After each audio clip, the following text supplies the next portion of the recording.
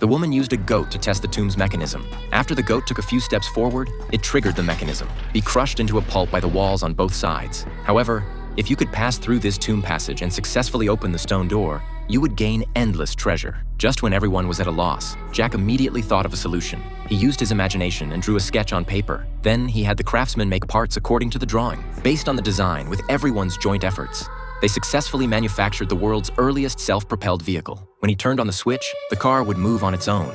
All he had to do was control the direction with a rope. Seeing this scene, everyone was very nervous. They were afraid the car would be crushed by the walls on both sides. However, the car drove for a long time without triggering the mechanism. Just when they thought they were going to succeed, the car stopped on an uphill slope. Jack quickly adjusted the car's state, and it finally successfully climbed the slope. The car came to the stone door, and the mechanism on the car automatically started. It then inserted the key into the lock above. When the door was opened, the tomb's mechanism would be shut off. However, the others still didn't dare to move forward. They were afraid Jack's guess was wrong.